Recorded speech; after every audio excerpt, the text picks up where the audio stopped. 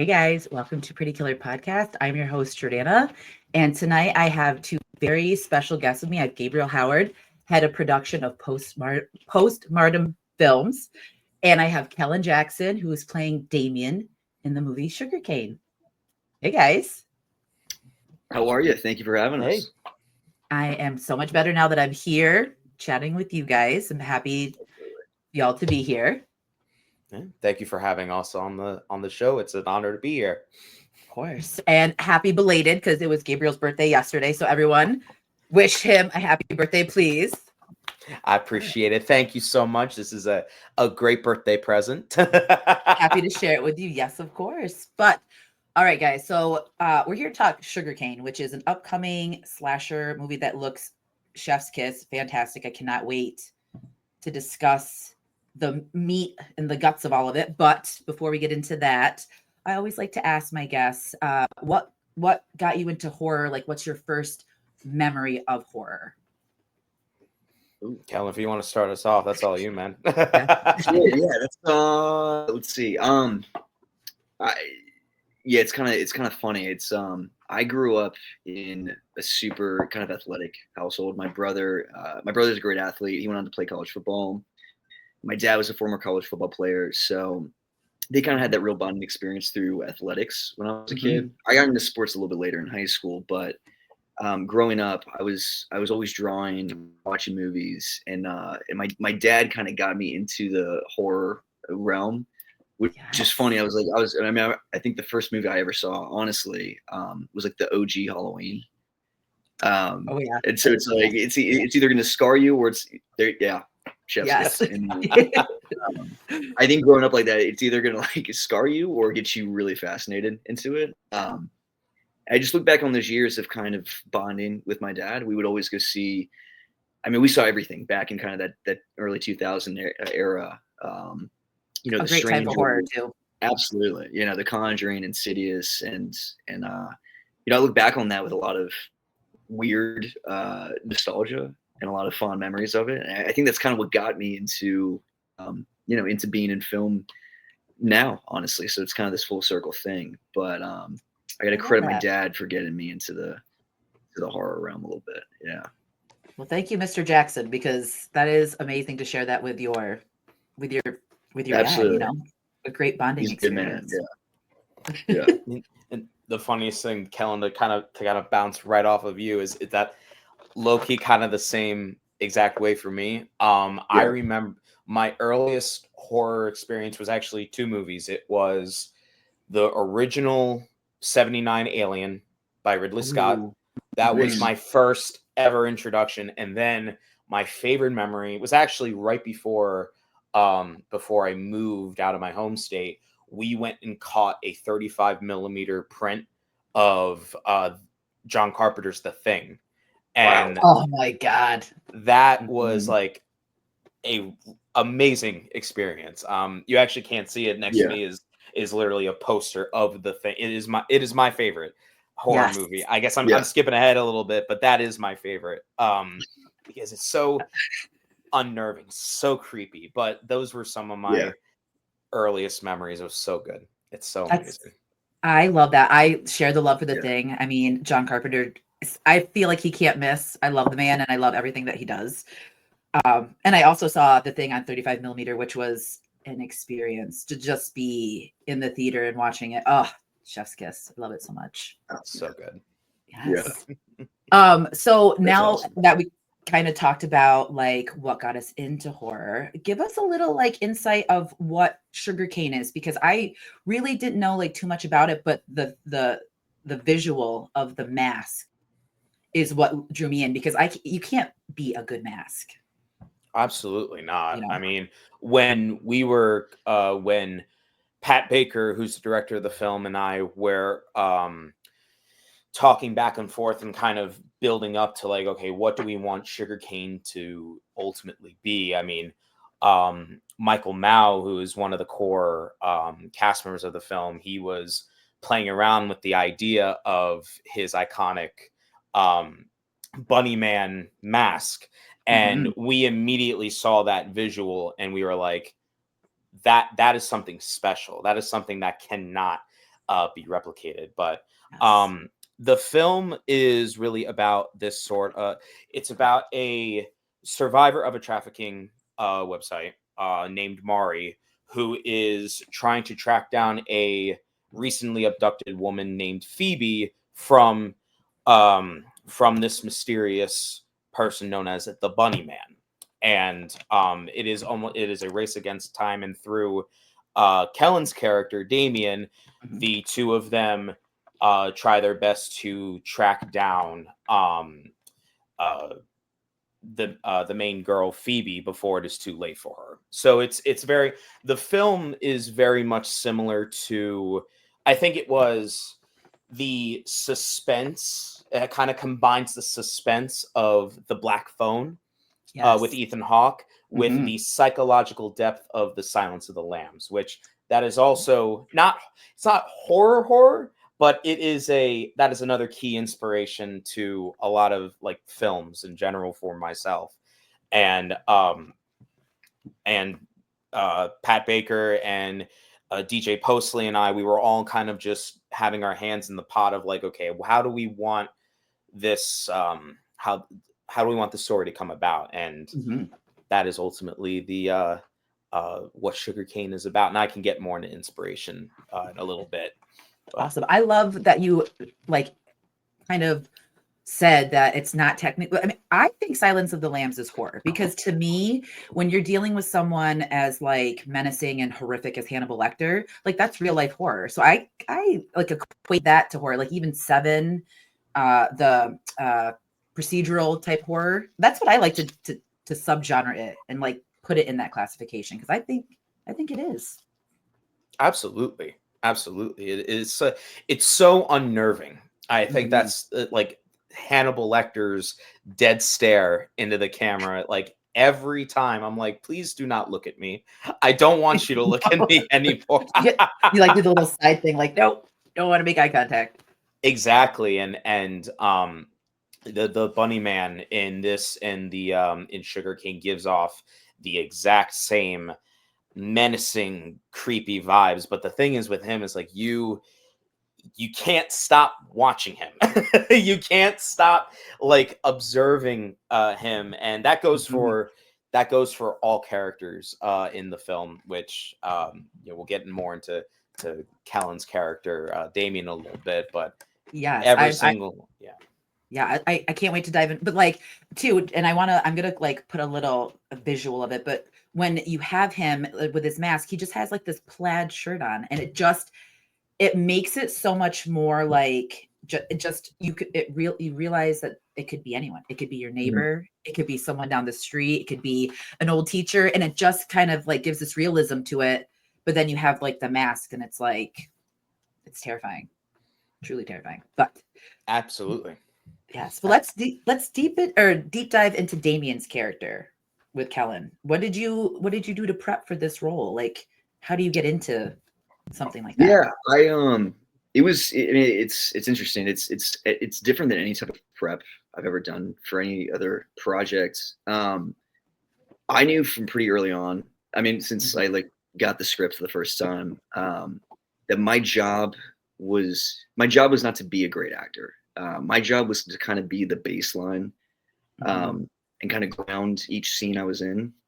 And at first you're like looking like you read a script and you're like, all right, when can I like show off or like have the moment of like, this is the acting ability, and the more I kind of learned to relax in the sense of like that's not what it's calling for.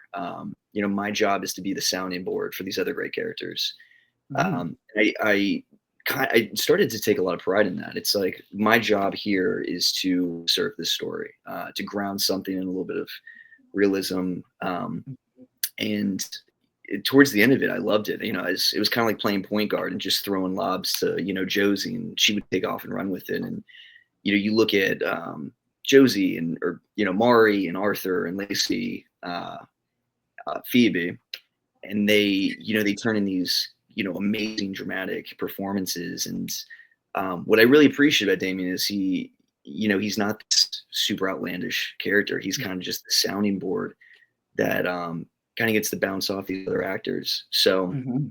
there's one thing I walk away from with a little bit of pride. It's I really had to work on, like, how can I take each scene and kind of just really root this thing in reality, and to kind of be the board for not only the actors but for an audience to have a little bit more sense of realism. It's like, okay, we're following this girl and she's going through a lot, but we're also following this guy and he's kind of, a window for the audience of like, where's this thing going to take us? Yeah.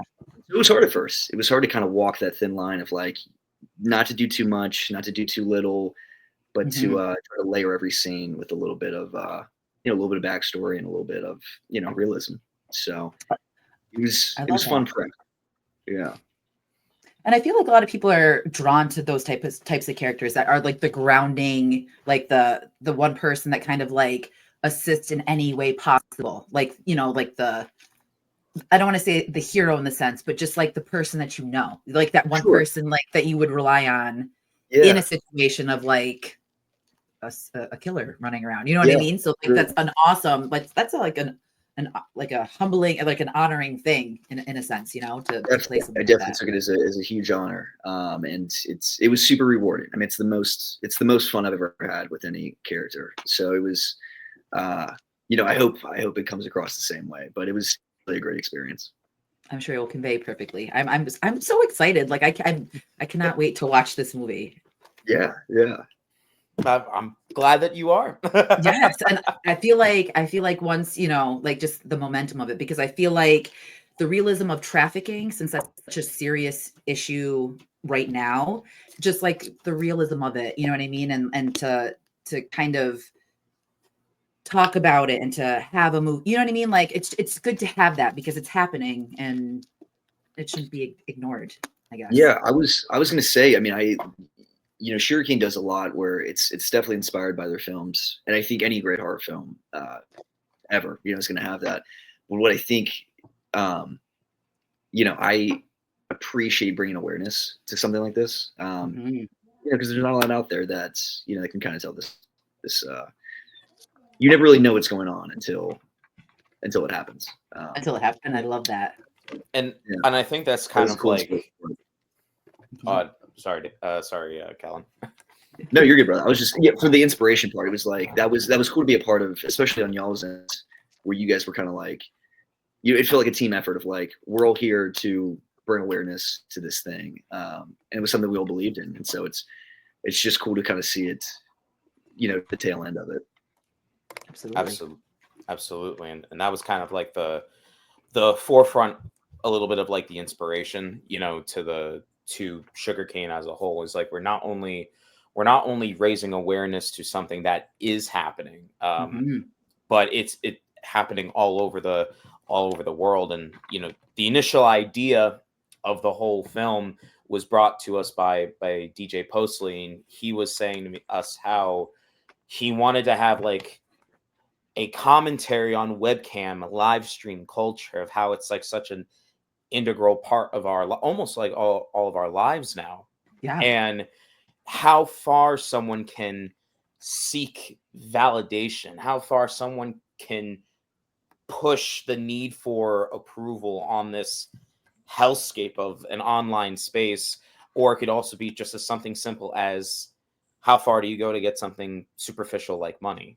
um Exactly. but unlike other webcam films, uh you know that came before Sugarcane, this one more so deals with the people, who is in front of Sugarcane camera, the website, Mhm. Yep. and also who is affected by it. And you're going to see in this film, especially with Lacey and Josie as their characters, Mari and Phoebe, they go through it. You don't. There's a certain point in the movie where you forget these are actresses, and same thing with Kellan, where like actors and actresses, and they just, it's people. And movies doing that that is magic. That It is is. magic on screen, and it is perfect. It really like, and when it conveys like that, it makes it even more special because it just feels like a real life it just feels like real life, and the way that like everything meshes together, you're just like, this is great. And I like the way that you described it, where it's different perceptions, it's different perspectives of what's happening. Kind of like the movie Go, you know, like when you have one storyline, but it's every character and you see how it affects them in a certain way. It's cool to see like the domino effect of that. Absolutely. Like all of their stories intertwining in a way where it's just, it's like a collision course. They are destined to intersect, but it's like, what is going to happen when they intersect? And I think that is the suspense is that kills an audience member. That is exactly what we were looking for. And I'm here for it. Like, I don't know if you guys liked or enjoyed Long Legs, but I loved like that take on it, because it just felt like you would kind of know someone to that extent. Like, you know, someone like that in your hometown, or you've encountered someone like Long Legs in passing in your life. And it's like, you know what I mean? Like the realism, I think, is what gives me that extra bit of a rush. You know, like we have like the Michael Myers that they never die. You can never kill them. You can sever their head and send them to space and they'll never die. But then you have like Joe Blow next door and the webcam thing too, because just everyone is behind a camera. Everyone is doing something. Like, we're so connected now, and it's like there's a sinister, evil side to that, and you kind of get to see that play out. Yeah, absolutely. Absolutely. So kicking it back to Kellan for Damien's role, if you had to describe him in like 3 words, how would you describe him? Yeah, old Mr. Damien. He's great. I mean, he's a, you know, credit to Gabe and DJ and Pat, but he was a really well-written character.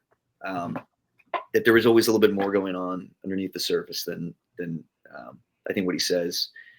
I would say he is loyal to a fault sometimes. I would say he's a realist. He's pretty realistic about, you know, what they're attempting to do. And I would say he's complicated, and he's got a lot going on behind what he might say sometimes. So. Oh, I love that. It's got me even my senses even more heightened. I'm excited to see how that plays out. Yes, I love that. Have you ever played like in a horror movie before this one, or is this like your first? No, I mean, which was cool. I mean, one of the questions I think that I really gravitated towards was like kind of what made you fall in love with horror. And when I through the ways of the world and kind of how I got approached for this, I had not done anything that was remotely close to this. It was all, you know, I was getting these opportunities for like, you know, the frat guy or the boyfriend.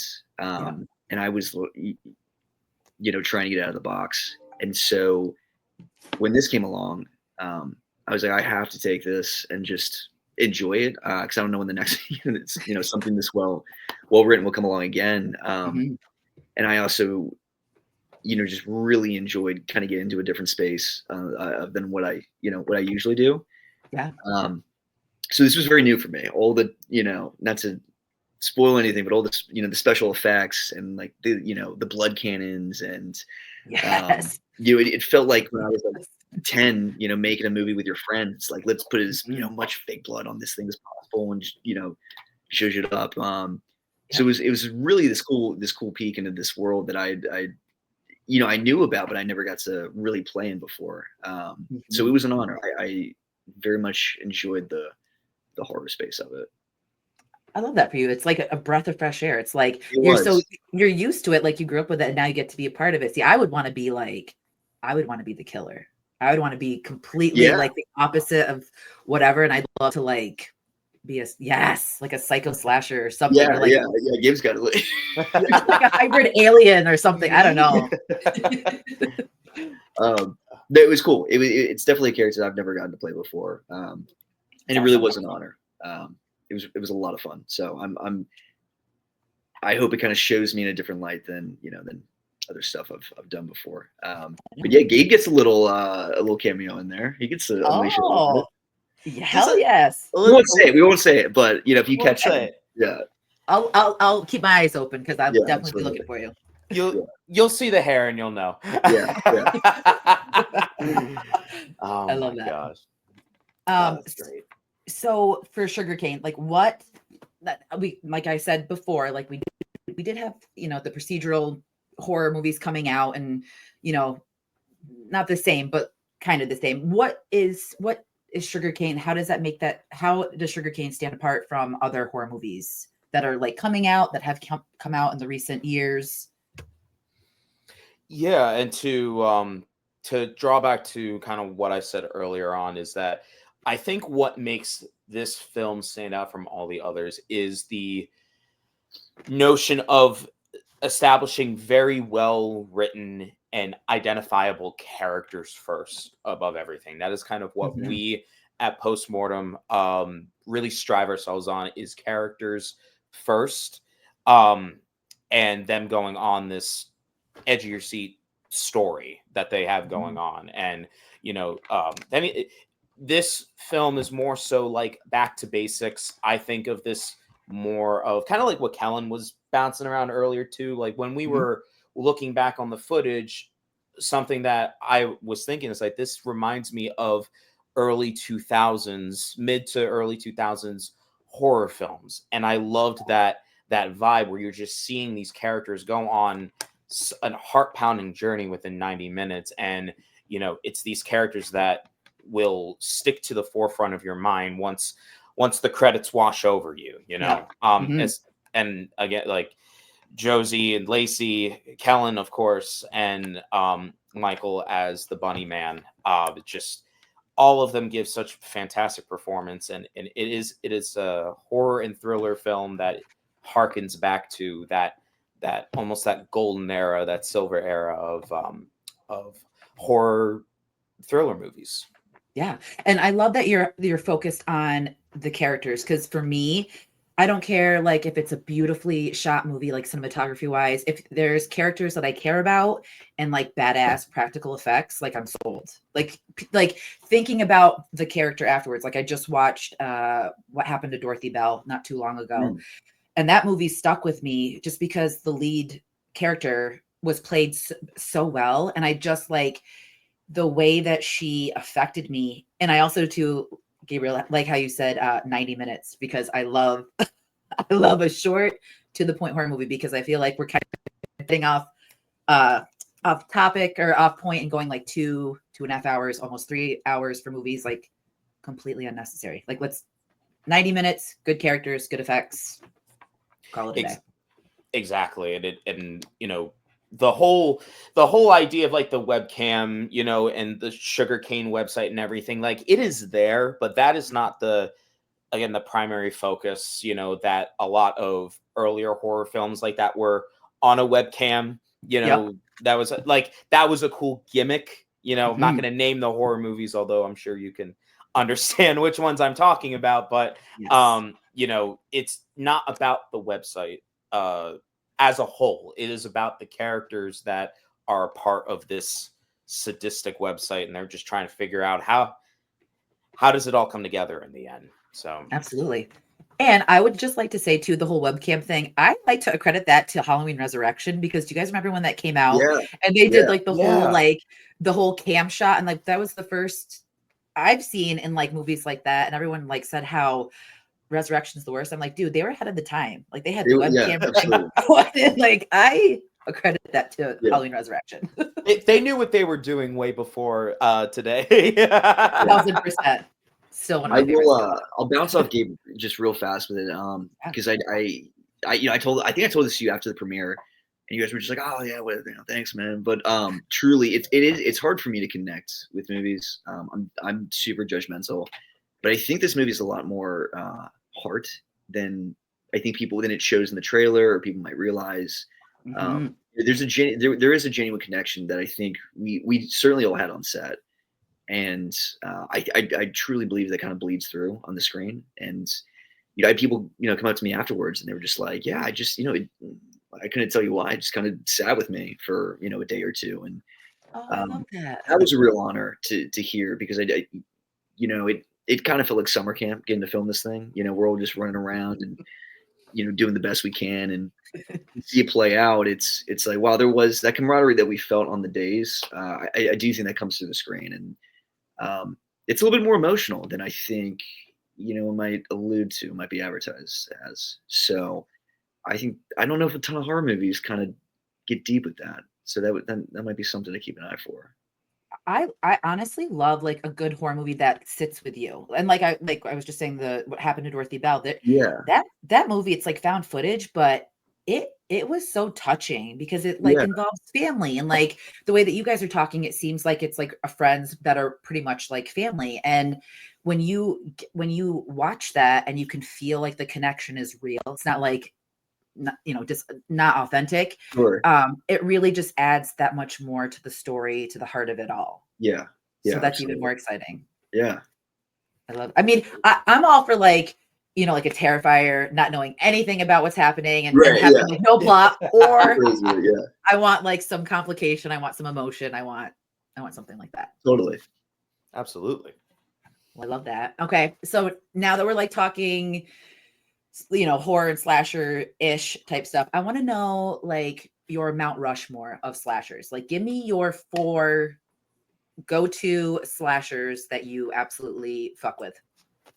Gabe, you want to take this? I think I stole the first one from you. gotta take a second to honestly, I had to take a second too, but I think my top 4 is, if we're going by like from top to bottom, Texas Chainsaw Massacre, the original 70s Texas Chainsaw Massacre. I just watched that like not even a couple months ago, and I walked away and I was just like, I'm gonna go back in. I'm gonna rewatch that again. That was so good. Yes. Texas Chainsaw, Scream, the original Scream, because I feel like I gotta for that one. That was really good. Halloween, because of course. And then here's a little bit of a funny story. While we were filming Sugarcane, I actually got the chance to watch Terrifier 2 for the first time, and that was the fastest a movie has left me speechless with the amount of blood and gore. And I was like, I still have yet to watch Saw. I feel like I'm gonna get booted off the podcast just by even saying that. No, absolutely not. No judgments here. And Saw's not even like one of my favorites. So Kellan's just like, get out of here. You're done. Off. It's okay. I actually don't love Saw that much. I don't, like, kill me, but it's okay. I saw for the first time in theaters tripping on mushrooms, and that movie was like 2 seconds long. Nice. And the guys were like kicking us out of the theater. Like, me and my girlfriends were in college, and they're like, "You need to leave." We're like, "It's not done." And it literally was like, oh my God, were you okay after that? That sounds like a traumatizing. I was more traumatized on the way there because I thought we were like in a snow globe, because it came out in like February. Yeah. And oh my God. I went to college at this like little town in Canton, New York, and a little tiny rinky-dink movie theater. We're like, yeah, let's take mushrooms and go see Saw. Like, that's a really good idea. That's horrible. I mean, that's one thing you could do. Yeah, right. But I'm so happy that you felt that way about Terrifier too, because I mean, Terrifier, it stole my heart. I'm with you, Kellan. I love Halloween, and you too. I love Michael Myers, but there's something about Art the Clown that just like revitalized my horror heart. Like, he did something to me. I love him. Absolutely. And Kellan, to kind of bounce off of that, like what are your top 4? I don't want to say the same as yours, because I had a few. It don't matter to me. Right? I was going to relate this to. I had, I got to steal the OG Halloween. Just that was like my, the key code to kind of get into the horror space.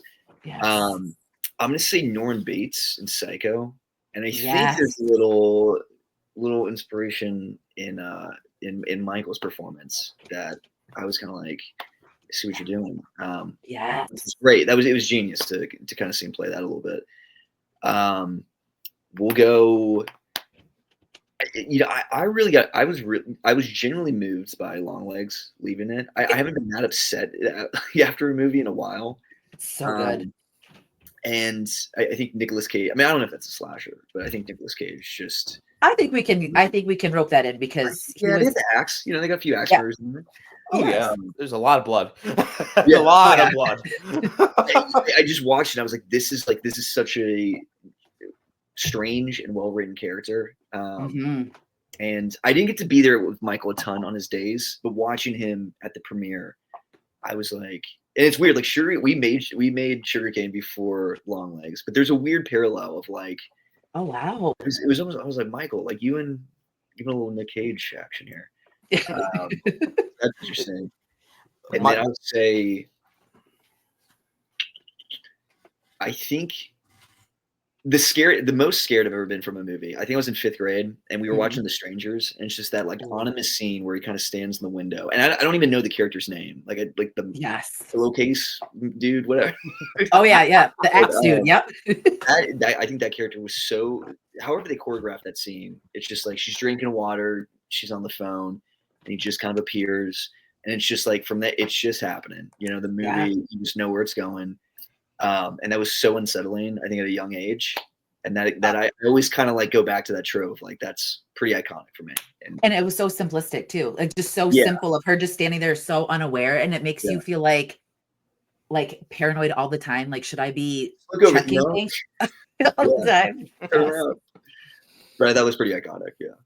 I love that. The Strangers is, to me, like one of the most like unsettling movies just because of just because you're at home, you know what I mean? Like it's so beyond terrifying, and it just hits that real realm of like that shit could really actually happen. Oh yeah, absolutely. But I love your Mount Rushmores because they're definitely not what I was expecting, but icons. Okay. Yes. I'll throw mine out. Mine's a little bit it's kind of all over the place, but I will go Terrifier because Art the Clown I love him. Joseph from Creep, because Mark Duplass is. Yeah, wow, that's a great pull. Holy smokes. Nice. Chef's Kiss, both those movies. Oh my god, I love him. He's like underrated. Yeah. You know what I mean? Like you want to like hate him, but I totally would like talk to him before he kills me. I'd be like, can we just talk a little bit longer, please, before you over like tea or something? Before you ask me. Then I would have to say, oh god, Ghostface. No, I'm not. Scream is iconic, but like I'm a trilogy girl. I want 1, 2, and 3. I don't really want 4, 5, 6. Okay, that's well said. That's understandable. Yeah. Yes, absolutely. And I know I could get kicked off my own podcast for saying that because that's one franchise that you. I think that's like that's a good take. It's like I think we need more structure in that. Yes, thank you. That, honestly, trilogy control 3. Uno, dos, tres. I mean, and Wes like did it so perfectly. Like he literally like, and I know there's a lot of hate for Roman, but I'm a fan of 3. Yeah, that's right. And then my last is Brenda from Urban Legends because you have to have that female dynamic in there. So I'm putting. Yeah, gee, we were sleeping on the females a little bit. I apologize. That's a great list. Like Rebecca Gayheart she's not like one of the most beautiful women to exist, and then to have her like do Jawbreaker and be the final girl in like the bad girls club, but then to have her be the axe wielding psycho, right? I love it. So that's good. I should have thrown out like I don't even know the girl's name. I think she was in like one movie in Tips, but whoever played the orphan in the Orphan movie, I was like, she was like 19 during that. But she played like 3 different ages. And that was pretty incredible. That's an incredible. That's a great take, and also like someone that's slept on all the time. Very much so. Yeah. I love that. I don't know. I haven't seen her. I mean, that was like her main thing, but she killed it. She did. That was such a good movie. I wasn't a huge fan of the second one, but still, Orphan is iconic because that shit is terrifying. I don't think I've checked that out yet. So, I'll after this podcast, I'll definitely have to add that to the watch list to be like, all right, let's start binging. And then you gotta add Terrifier 3. Did you watch Terrifier 3 yet? I've not yet. I've only seen 1 and 2. I've not seen 3 yet. That's when Art the Clown's at Christmas, right? Where he kills people with like candy canes. I have not seen it. Candy Claus. Yes. I literally I was when Milton happened in Orlando, we were down there for Halloween Horror Nights. So I literally like escaped the hurricane and made it back just to go watch Terrifier 3. Wow. I'm like, I don't Oh, care. nice. I literally got off the plane, got Yeah. Arby's, and then I was like, I'm going to see it. Like, I can't miss it. Right on. That's a good way to dodge death. It's like, To transition. Literally. Yeah. Maybe if I'm not mistaken, I might be in trouble for this. Do the Terrifier 3 guys, are they with Buffalo 8? So Buffalo, funny you should mention that, Kellan. So I don't know. If I I don't want to say too much, but if you can't No, you're good. You're good. So Buffalo 8 is a part of Bondit Media, and Bondit, as far as I'm aware, distributed Terrifier 3. Okay. So we are connected to. I was gonna say, I feel like there's a connection with the Terrifier boys. Yes. I love that. That's a nice connection to have. Yeah, absolutely. I think I love their story, just of like literally from going to Terrifier to the extent of how much they blew up in that amount of time, which like Damien deserves his flowers, because like the practical effects alone, it's just fantastic. And I just like seeing the underdogs having their moment, because like I talked to David literally right before 2 blew up, and he was just like the most humblest, the nicest dude. I won like a contest and I got to talk to him, and he was like, "Oh, I'll come on your podcast and everything." And then I shot him a message. He's like, "Terrifier 2 is blowing up, so I'm really busy. So maybe after." And I was like, "I'll keep you to it. Like, sure." And I mean, we still kind of talk sometimes, but like, that's awesome. I know that's cool. I always rallied them, so I'm just again like happy to see that. But I don't know, cool group of dudes. No, like you guys. Yeah, they're paving. They're paving the way for and so it's my message to everyone is support indie filmmakers. Yes, 1,000%. They killed it at the Oscars this year, and it just opens more opportunities and opens more doors. Yes. For talented guys like Gabe, and DJ, and Pat to keep doing what they're doing. So honestly, I'm sorry. Go ahead. No, you're good. And just to bounce off you real quick, Kellan, it's like, and Kellan, Josie, Lacey, and Michael, like absolutely support indie filmmakers, because we're paving the way, man. We are. If we're making leaps and strides at the Oscars, I mean, we are just paving the way for a new generation of filmmakers, and it's exciting. It's a reason to get excited and invigorated that we're supporting each other, and it's like this, the indie horror community is like, it's almost like one big family, and it's awesome to support each other in each projects and endeavors that we go on. So it is, and it's smaller than you think, honestly. Like, it's like, it's like the person I worked with here worked on, this thing that, went to an Oscar, and it was like, and he worked on something that one of our guys worked on Sugarcane. So it's like, it really is a little bit more connected than you actually you think sometimes. So it's a cool space, and it's an inspiring space for sure. What I love about it is like my younger self, who felt like the outcast for liking horror and didn't have like people to connect with or talk to. Like, it makes my younger horror heart so happy, like that I get to do this. And like you said, and I'll piggyback off both you guys, indie filmmakers is legit. Like that's what I gravitate towards. I'm not even like, not to be dramatic, there's not a lot of like big production films that I'm excited for, but like I'm pumped for Sugarcane. I'm pumped for Clown in a Cornfield. I'm pumped for, what I mean? Like all these like indie movies.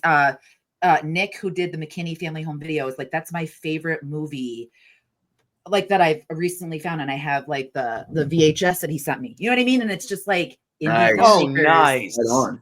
You know what I mean? Like doing their shit. Awesome. And I'm here for it. Like, we're such a tight-knit community, the horror community, and I'm so happy to be a part of it and to even like be able to talk and hang with you guys. Like, it's so cool. Yeah.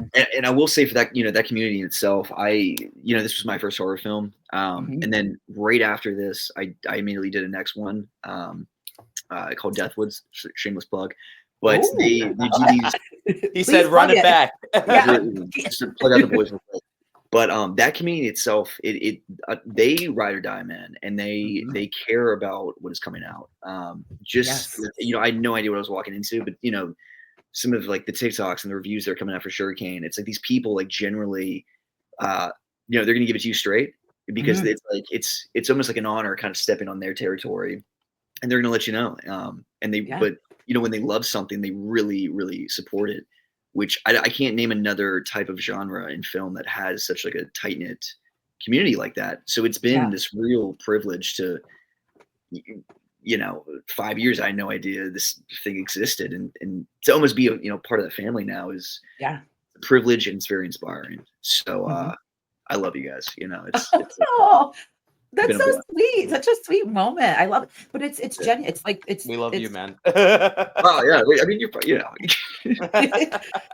it's from the heart though. But like for me, when I watch indie movies, I will not talk about the things I didn't like. I will, even if I didn't like the movie, I'll just talk about the things that I appreciate because they're doing something. Like these indie filmmakers are going out there, they're spending time, their own money. Yeah. They're just putting their whole hearts into it, and it translates. You can feel it when you watch it. There's just like soul there and substance, and I love it, and I'm happy. Yeah, like spread the good word about all these movies because I feel like everyone should be watching these movies. Yeah, absolutely, 100%. 100%. So with that being said, why don't you guys let us know when Sugarcane will be dropping, where we can find it, all the deets, so we can build that up. Absolutely. So Sugarcane will be available worldwide on June 13th of 2025 this year. And it will be available on Amazon, Tubi, Fandango at home, as well as cable and other streaming services as well around that time as well. Yeah. I'm so excited. I cannot wait. There will also be a physical release at some point as well in the future, which I'm a big physical media guy. I have not to go on a tangent. We went on my girlfriend and I, we actually went to a scary movie convention called Spookala in Florida. And we literally stockpiled on VHSs and DVDs. Oh, yeah. It is insane. I actually managed to snag 28 Days Later, which is on the back burner. I've not seen it, but my God. Those DVDs are out of print. So I'm like, yes, I snagged that. So I have one. Yeah. No kidding. I have one. And what else do I have?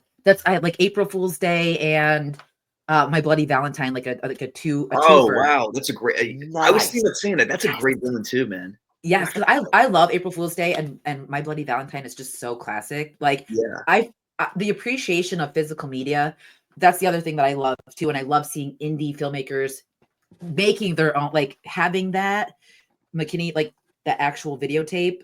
Like I will treasure that my whole life. Like I will take that over a Saw movie. You know what I mean? Or like whatever. Yeah. Like I would hold on to that forever. Yeah. Absolutely. Do you know what day June 13th? Is that a Friday? Is it Friday? Yes. It is on a 13th. It is on a Friday the 13th. So if if you're single or if you have a girlfriend or boyfriend, perfect date movie. Yeah, it is a thriller, fast paced. Snuggle right up, hold that one close tight to you. Yeah, absolutely. It's a good first date move. So I love that. Exactly. Well, I'll leave all the details. I'll link Postmortem production. I'll link everything. Kellan, if you have like a link tree, all the links will be in there. So we'll keep everyone up to date on the release. We'll do a build up, and I mean, hell, maybe we'll do another one after the release. Yeah. Yeah. Totally down with that. I'd love to pick your brain after I watch it, because like when I get into like the mindset of wanting to ask questions and I need to know like how this scene was, you know what I mean? Like who thought of this and who did this? So we might have to rekindle after. Movie trivia is something that like ever since I was like little, every time a movie ended, I'm like, all right, go on IMDb. How do they make it? Literally, what's the drama? Know. What's the story? How did the guys' brains get like splattered against the wall? Like, how do they do all that? Yes. I get like hyper focused on things. I'm like, wait, why was that? Why did they do that? And then I just need to know. Like, and when I did that with Nick from the McKinney Fifth, he sent, there's like this one scene in the movie that scared the shit out of me. He sent the replica, like the painting that he used in the frame, because it was so simple how he shot the movie, but it was like beautifully articulated. It was just fantastic, like what nightmares are made of. And he sent that, and I'm like, just to have that and to know that like that little flashcard that has acrylic paint on it made this scene, like that makes it even more special to me, that it's something so simplistic. That's absolutely. Yeah. So I think that's the most beautiful and scary thing sometimes. It's like just that one final image that kind of sits with you for a little bit. So yes, and it fucking haunted my dreams. But anyway, Yeah. I appreciate you guys taking the time to hang out with me in that horror and Sugarcane, and I'm so happy that our paths crossed. And is there anything else that you guys want to plug, or anything else that you want to say before we sign off? What you guys say? Kellan? Yeah, no, I mean, thank you so much for having us. This was an course. absolute pleasure. I'd love to talk to you again afterwards if you know. Definitely. Yes. Whatever. I think Sugarcane leaves you with a little, with some questions that I think will be fun to look back on definitely on a second watch. Yes. But yeah, I just want to say thank you to the cast and crew. I mean, I know that it's, actors, we just gotta sit around and say lines, right? But these guys, and especially on the crew aspects, they really poured their heart and soul into this thing. And so just to see where it is today is very special, and I'm excited to see kind of how the world responds to it, because these guys, they deserve it. So it's been a fun ride. Oh, I love that. That makes just gave me like goosebumps. I love like the camaraderie and just like the support. It's so it nice was to cool. see. It's fantastic, and right, piggybacking off of you, Kellan. I feel like we did this whole podcast. Like, all right, you go, and then I'll just piggyback off it. But no, pretty much what he said. Thank you so much for having us on the show. It has been an honor to be able to talk more about Sugarcane, about spilling the deets, I guess, and much love to the cast for their hard work, for their determination to see the project through from beginning to end, and also, of course, to the crew members at over at Postmortem Films. They are fantastic people, every single one of them, and I'm forever proud to be attached to this project. Those people, forever proud of that. So thank you again for the opportunity of appearing on the podcast. Of course, the pleasure is all on this side, guys. So thank you again. And to everyone listening, take care, drink water, and be kind to each other. Good night, guys. Important. Yeah. All right. Thank you. Thank you. Bye. Bye.